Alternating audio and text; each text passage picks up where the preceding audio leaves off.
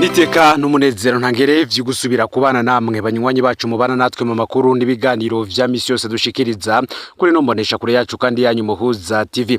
Numwanya tugiye kubageza ko amakuru biriko biravugwa bigezwe ko muri kano kanya nga mu gihugu cy'u Burundi, akaba ari amakuru tuza kugaruka kuri vyinshi bitandukanye cyane ko biriko biravugwa mu bisata nka politike, agataya kazi na muntu ndetse n'imigenderanire n'ayandi makungu. Ndabaye kazi rero mwe mubana natwe umunsi ku munsi mudukurikirana muri nga mu gihugu cy'u Burundi mu ntara zose zigize igihugu, yoba iziri mu buseruko, ubumanuko, buraruko, uburengero, abadukurikirana bari mu bisagara bitandukanye bigize igihugu, abari mu bihugu bigize akarere ka Afrika y'ubuseruko, abari ku mugabane wa Afrika ndetse n'abari mu makungu ya kure, mwese ndabakengurukiye ko tubana umunsi ku munsi kandi nabahakaze muri ano makuru. Nigaka cyane vyagiye biragaragara kuri leta kuri manda ya President Evariste Ndayishimiye kubona umuntu akugwa mu bushikiranganje mu nyuma akajanwa mu biro bikuru vy'iperereza hafi na Cathedrale Regina Mundi akungururezwa mu iboro rikuru rya Mpimba.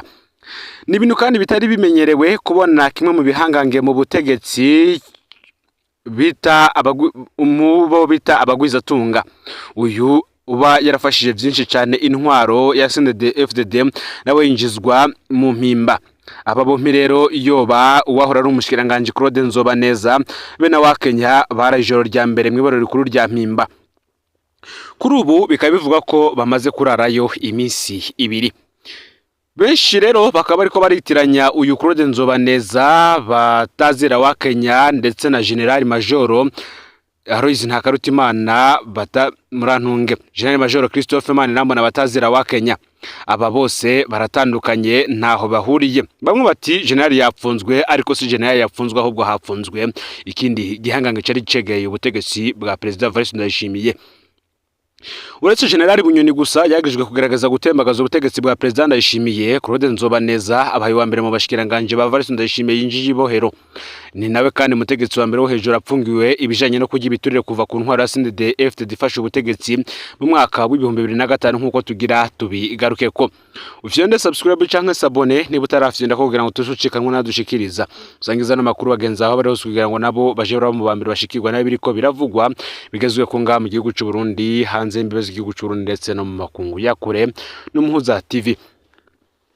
Umushikiranganje Claude Nzobaneza be na wa Kenya baraye ijoro rigira gatatu mu ibaro rikuru rya Mpimba.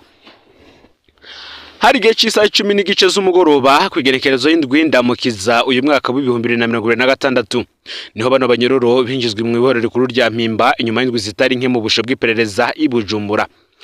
Claude Nzobaneza yinjiye muri leta ya President Ndayishimiye muri myandagaro iheze, no kuvuga ari kwigenekerezo ya gatanu myandagaro umwaka wa 2025 nk'umushikiranganje ajejwe inyubako, uburaro no kunguruza abantu n'ibintu. Amabanga ntiyamwereye kuko inyuma y'amezi 5 gusa yaciye abogozwa mu mpera za nzero uyu mwaka wa 2026. Kwigenekerezo y'icenda ntwarante uyu mwaka wa 2026 Claude Nzobaneza yarahagaritswe n'iperereza. Amatwa dusumira yari amazi igihe atohozwa ko ibijanye n'amaparasera atari make yagirizwa ko yariyemwe ibiturire bidasanzwe akiri umushikiranganje. Akaba kandi ari n'ayandi masoko avuga ko Claude Nzobaneza hari akagwi k'abategetsi bamubangamiye bafata ko yabakuye amata mu kanwa. Tuzobandanya kubitohoza ko ni mugihe kandi umugwizatunga Aloys Ntakarutimana batazira wa Kenya we akekwa gukorana n'umuhari witwaje ibigwanisho wa M23. Ubundi yashikanywe mu Mpimba kuri uwo munsi nanone igenekerezo y'indwi ndamukiza uyu mwaka wa 2026 ni Aloys Ntakarutimana batazira wa Kenya. Uyu yarabaye umushinga amateka wa CNDD-FDD igihe kitari gito. Yafatwa kandi nk'igihangange gikomeye mu bagwizatunga begereye ubutegetsi. Kuko mu myaka y'intwaro ya President Nkurunziza wa Kenya yaravuzwe mu makuru menshi y'amanyanga mu by'ubutunzi yoba yakorana n'abahambaye. Akaba kandi yarazwi nk'intakorwa ko mu gihe kitari gito iperereza cyangwa se SNR Service National de Renseignement ryanamukotera ibibanza rikoreramwo. Haraciye iminsi rero Aloys Ntakarutimana batazira wa Kenya ahagaritswe n'iperereza akekwa gukorana n'umari M23 kubera uruganda rwo guhingura inzoga yoba yaheruka gushiramwo umutaye muri Republika Iharanira Intwaro Rusange ya Kongo. Biragoye rwose kwibaza ko igihangange ca CNDD-FDD coba gikorera M23 nyene kitabanje no kwinyegeza. Haravuga ko nawe nyene yakorewe irementanya rikomeye, navyo ibi bizomenyekana. nkuko natanguye mbivuga uretse General Bunyoni yagirijwe kugerageza gutembagaza ubutegetsi bwa President Ndayishimiye, Claude Nzobaneza abaye wa mbere mu bashikiranganje ba Evariste Ndayishimiye njibohero, ni nawe kandi mutegetsi wa mbere wo hejuru apfungiwe ibijanye no kurya ibiturire kuva intwara CNDD-FDD ifashe ubutegetsi mu mwaka w'ibihumbi 2005. Mu yandi makuru tubananize kubiriko biravugwa mu gisata c'ubutungane. Harakamo kuri Procureur General de la République Rose Nkorerimana. Bamwe bati ese hazopfa baberize Kaneza bangaye kugira murekura abanyororo bose bejejwe n'abahejeje umunyororo. Inkuru y'urupfu rw'umupfasoni Kaneza Berize yasize agahinda mu bantu benshi, kumva ko uyu muvyeyi yejejwe na sentare ariko akaguma apfunzwe bikarangira igisasu kimusanze mu mpimba kikamwica, biravuna umutima wa benshi. Abanyororo bahejeje umunyororo ariko bakagoma bapfunzwe, abandi bejejwe n'amasenare ariko bakagoma bapfunzwe ni benshi cyane. Imvituma batari kugwa ntigera ishigwa habona, harabagumayo kubera iperereza ryanse barekugwa. Harabezwa parikikaca yunguruza kubw'amategeko umunyororo yejejwe yategerezwa guca ari kugwa kaburana yidegemvya, ariko parike zitamwe kuguma zibapfunze.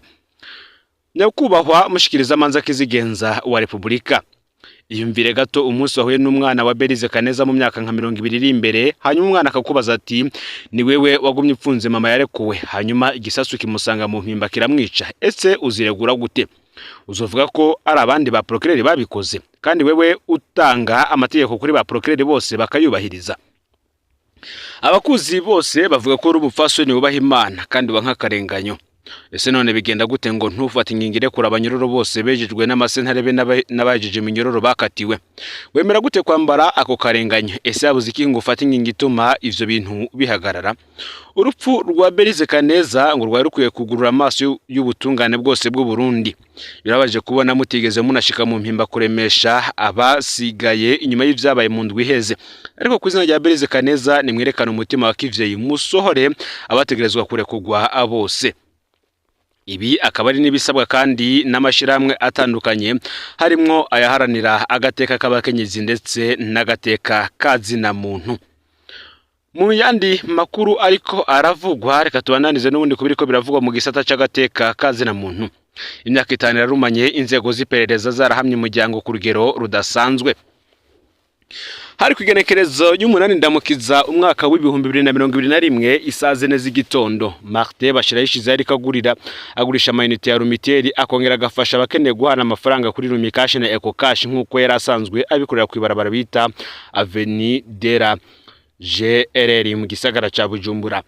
Niho rero haza abantu bavuga ko bakeneye amafaranga kuri Rumikash ariko basaba amamiliyoni adafise. Boca banamusavye kwinjira mu modoka yabo voiture Toyota Lactis yari ifise ibyo bitabona kugira bajane kuraba aho bayaronka kubakorana na Martin. Martin ntiyamenye ko yajeje kunyuruzwa n'iperereza rya gisirikare GD.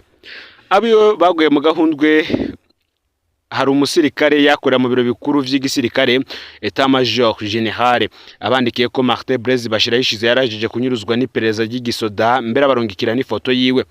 Kuva ico gihe Martin Bashirayishize ntarigera asubira kuboneka. Igisoda nticigeze kivuga iyo camushize. Martin Bashirayishize yavuka muri commune Ndava mu ntara ya Mwaro yahahora, yagiye akiri umusore. Amezi 6 imbere hari hanyujwe kandi mu vyara we Rishaho Nshimirimana. Mu gitondo c'igenekerezo ya 21 Nyakanga umwaka w'ibihumbi 2020 Richard Nshimirimana yitavye telefone y'uwitwa Kadogo maze asohoka urupangu yabamwo kurya gatatu rya Mutakura, asohoka hanze amera nk'uduga ku ikaburimbo. Akihashika yafashwe n'abagabo batatu barimo umwe yambaye impuzu za gisirikare, bamutera muri kamyonete double cabine ifise ibyo bitabona iciriruka. Kuva ubwo nta gakuru kiwe. Richard Nshimirimana yadandaza ibirato kwibarabara rya gatatu mu Bwiza mu gisagara ca Bujumbura. Nawe nyene yavuka ku mutumba muri commune Ndava mu ntara ya Mwaro, yanyurujwe afise imyaka 27. Yasize umukenyezi n'uruyoya rwagira rukwize ukwezi ruvutse.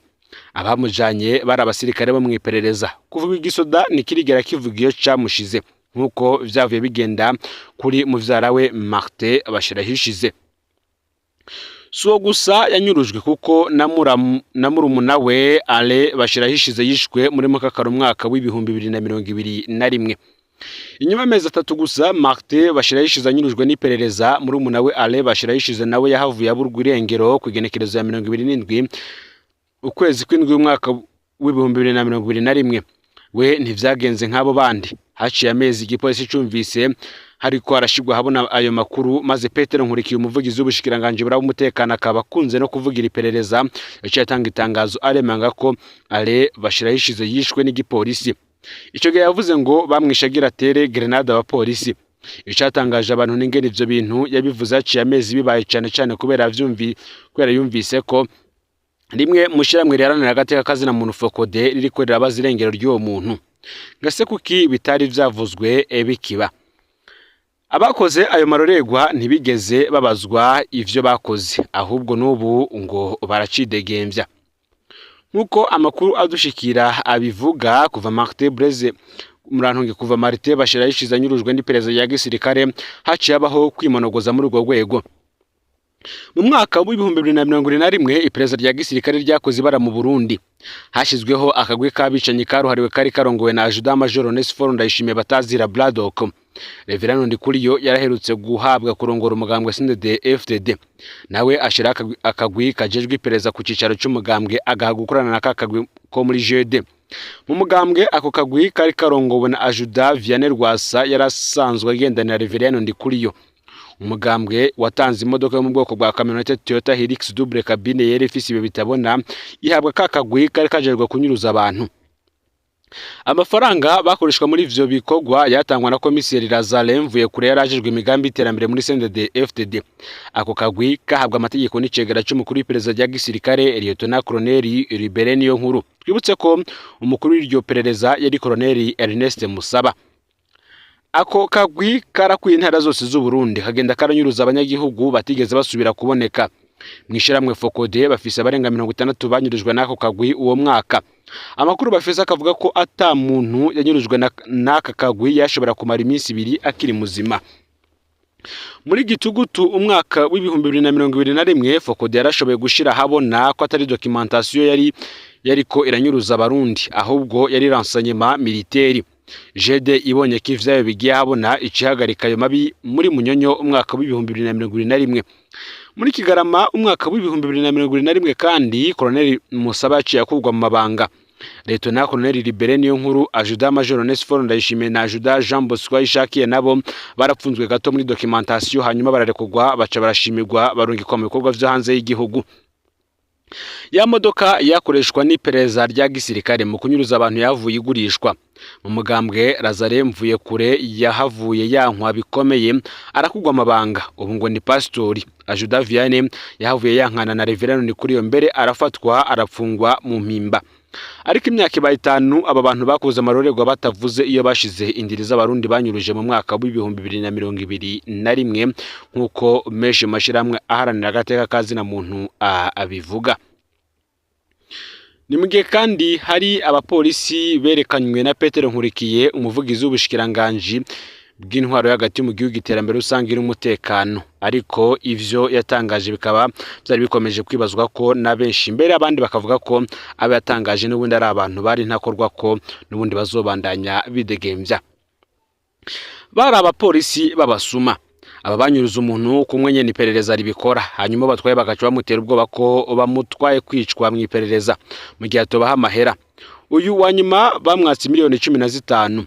Bamwe bati ese ko ari abapolisi batoyi iyi modoka y'igipolisi bakoresheje bayikuye he?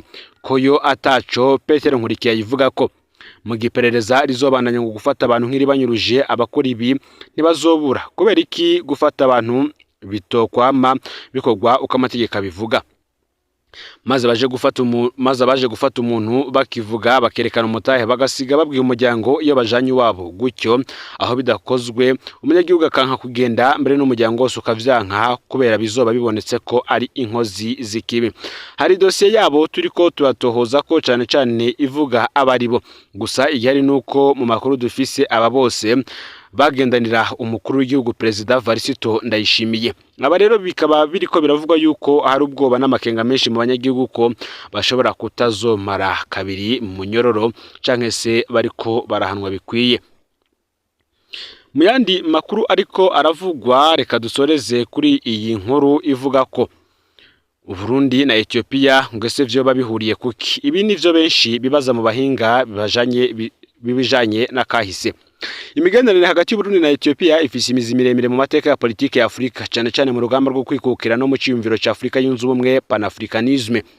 Mu mwaka w'igihumbi kimwe amajana 1963 umwami Mwambutsa wa kane yaragendeye Ethiopia aho yitavye inama ikomeye yo gushinga umuryango umwe bwa Afrika, aho watanguzwa i Addis Abeba mu gihugu cya Ethiopia. Umwami w'abami Haile Selassie, umwami wa Ethiopia ico gihe, yari umwe mu bategetsi bakomeye muri Afrika, afadikanije na Kwame Nkrumah president wa Ghana. Ni bamwe mu bashinze ubumwe bwa Afrika bagamije guhuza ibihugu vya Afrika no kubikura mu bukoroni. Ethiopia akaba ari igihugu kidasanzwe muri Afrika kuko kitigeze gikolonizwa nk'ibindi, bivuye ku gutsinda ingabo z'abataliyano mu gihe c'umwami Menelik wa kabiri. Ivyo vyatumye rero kiba ikimenyetso cyo kwiyubaha no kwigenga ku mugabane wose, maze igihe hatanguzwa umuryango umwe bwa Afrika babona ko bibereye ko ugira icicaro mu gihugu kimwe rudende kitigeze gikolonizwa. Uwo mubano mwiza warabandanije no mu nyuma. Muri Ndamukiza umwaka w'igihumbi kimwe amajana 1971 Haile Selassie yaragendeye u Burundi, aho yakiriwe na President Michel Micombero, yongera kandi aragendera igisagara ca Gitega. Mu bihe vya vuba imigenderanire yarasubiye gusimbatazwa. Mu kwezi kwa kabiri umwaka w'2021 wahoze ari President wa Ethiopia Sahle-Work Zewde yaragendeye u Burundi mu rugendo rw'akazi mu ntumbero yo gukomeza gufashanya hagati y'ivyo bihugu. Ico gihe Ethiopia yasavye ko hoshirwaho umugwi uhurikiyemwo ibihugu vyompi, Commission Mixte, kugira usuzume uko amasezerano yo gukorana yasinywe mu mwaka w'2014 ariko arashirwa mu ngiro, hamwe no kwagura ibisata bishasha vyo gukorana. Ku munsi wa gatatu igenekerezo rya 8 Ndamukiza haratewe umukono ku masezerano y'imigenderanire hagati y'u Burundi na Ethiopia, aho ku ruhande rw'u Burundi yasinywe n'umushikiranganje Edouard Bizimana, mu gihe ku ruhande rwa Ethiopia hasinywe Gideon Timotheus. Ivyo vyabaye inyuma y'inama ya kabiri y'urwego ruhuza abashikiranganje b'ivyo bihugu bibiri, yarangiye ku wa gatatu ku cicaro cy'Ibanki Nkuru ya Ethiopia i Addis Abeba. Ini nama yamaze iminsi ibiri yahuje abategetsi bakuru n'abahinga b'ivyo bihugu bibiri, yibanda cyane ku gukomeza gukorana mu bisata bitandukanye, harimo umutekano, udandaji, gutwara ibintu n'ibintu, abantu n'ibintu, uburimyi, amasoko ntanganguvu, indero, ubuhinga bwa none n'amagara y'abantu, ndetse n'iterambere ry'ibisata vy'ingenzi. President Evariste Ndayishimiye n'umushikiranganje wa mbere wa Ethiopia Abiy Ahmed mu rugendo rwo ku munsi w'igenekerezo ya 9 Ndamukiza bakaba baremeje ayo masezerano.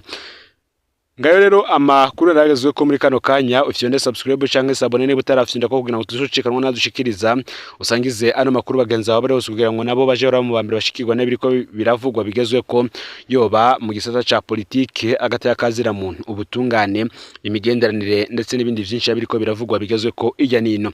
Nani menshi turiko turabarondera ni mu mwanya uri imbere, nimuze gucikanwa n'Impuza TV. Rero Imana iba hezagire.